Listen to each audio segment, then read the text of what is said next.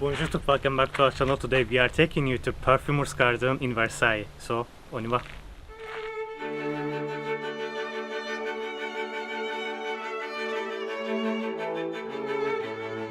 Today we're back in Versailles, but this time we'll be taking you to the place we didn't even know existed until recently. Le Jardin du Parfumeur, or the Perfumer's Garden at Versailles, is a hidden gem that embodies a sensory legacy, featuring over 300 meticulously selected plants cultivated in the Domaine de Trianon through the patronage of Maison Francis Kurkdjian, whose founder, Francis Kurkdjian, trained at Versailles' own perfumery school.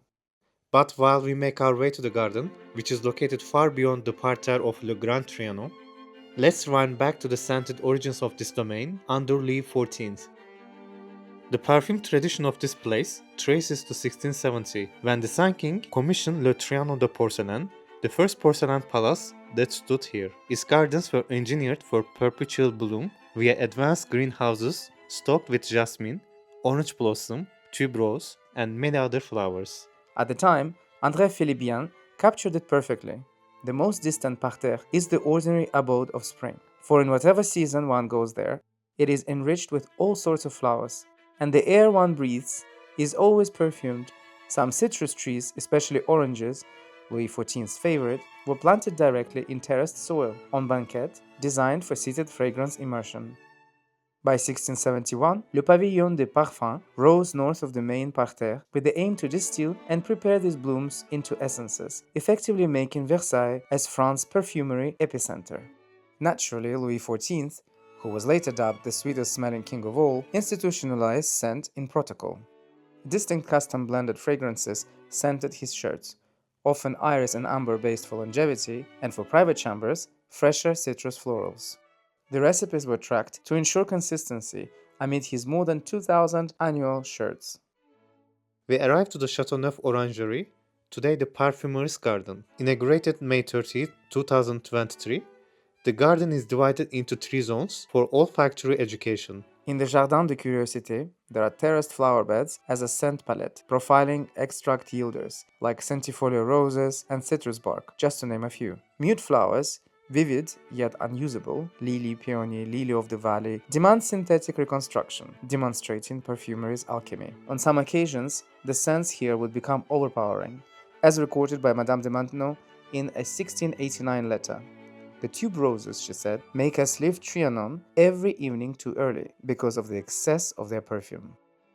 Duc de Saint-Simon vividly recounted a 1702 incident. The king and all the court left Trianon's parterre because of the tuberoses, whose odor embalmed the air, but was so strong that no one could remain in the gardens. By the final decade of Louis XIV's reign, mostly due to his chronic headaches, the court-wide perfume ban in Versailles interiors was put in place. The gardens, however, remained fragrant heavens, although far less intense these days. Passing through the alley named Sous les Arbres, we found ourselves under the trees laden with apples, prunes, pears, and other fruits. When it comes to Louis XV, it is known that the king had an almost excessive habit of changing his scent every day, sometimes every hour. Scents reportedly rotated hourly palace-wide, from dawn's light florals to evening musks, calibrated by royal perfumers while signaling status. Over 200 documented court blends existed. On January the 1st, annually, he personally formulated and gifted bespoke perfumes to ladies-in-waiting. Recipients like Pompadour received iris violet amber mixes. Tucked away in the corner is Jardin Secret, a secret garden, orchard-linked, semi-shaded with stone steps, perennials like orchids, and remontant roses for season-long display. Head gardener Giovanni Delu collaborated with Kurkdjian's team for perpetual coherence. Wander anytime, plant to plant in bloom, vive le rosier.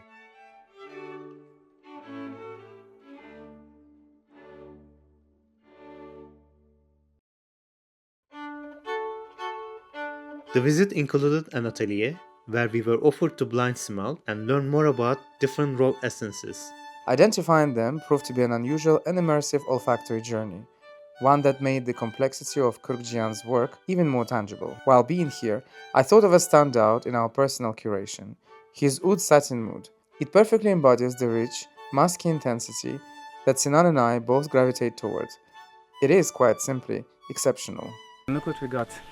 We got, well, one apple was already eaten because Sinan took a smaller one, and I picked a big one from the garden. It really reminded me of my childhood. We used to run around gardens, and me and my friends, we used to literally show up in some gardens that were like under security. I don't even know, I don't remember, but it belonged to the city, and we would run in, we would get as many apples as possible, and if there was a security, we would have the apples in our t-shirts, and we would run like crazy, because sometimes we heard stories that people would get caught and get beaten. Never happened to us because we ran really quickly. But apples from gardens, they taste so much better than apples from stores. I don't know, I think it's the whole idea of picking them up and eating them right there and then. It's just... And now we can say we've had apples from Versailles, and yeah, we could take them, we asked.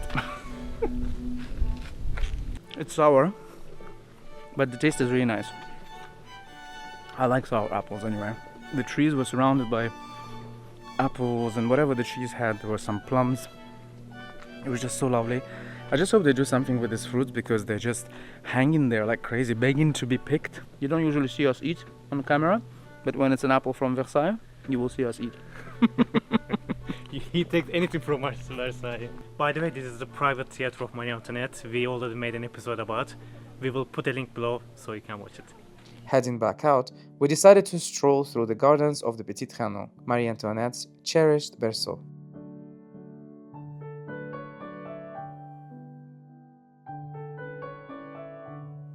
The Queen contributed to the continuation and elevation of the Versailles perfume story. In 1775, she employed Jean-Louis Fargeon as official perfumer, whose Versailles boutique became an essential source for the Queen. Marie-Antoinette entrusted him with her daily grooming needs, from scented gloves to bespoke lotions, resulting in a consistent and high-level patronage throughout her reign. The Queen held a deep affection for the natural world, particularly the scents of orange blossom and rose, which mirrored the flora of her beloved Trianon gardens. Fargeon utilized the finest ingredients available to the 18th century perfumer, such as jasmine, tuberose, bergamot, and ambergris, to create sophisticated compositions for Marie-Antoinette.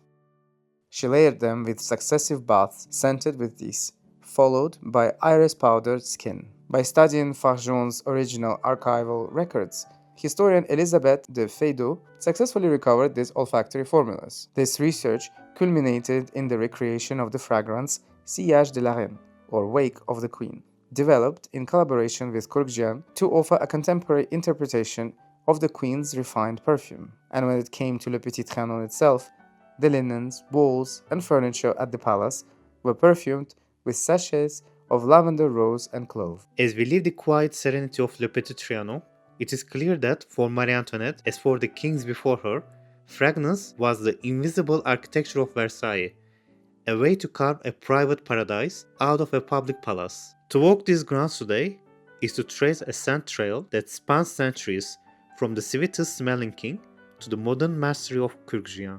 We depart with the lingering air of the Trianon orchards in our minds, carrying a piece of this sensory history home in our own curated collection. And if you ever decide to visit this place, we highly recommend the guided visits offered by Chateau de Versailles via its official website. So that's it for today. We hope you enjoyed this episode as much as we enjoyed making it. Let us know in the comments below. Don't forget to like, share, and subscribe if you haven't yet. And until the next one, it's a secret. Au revoir.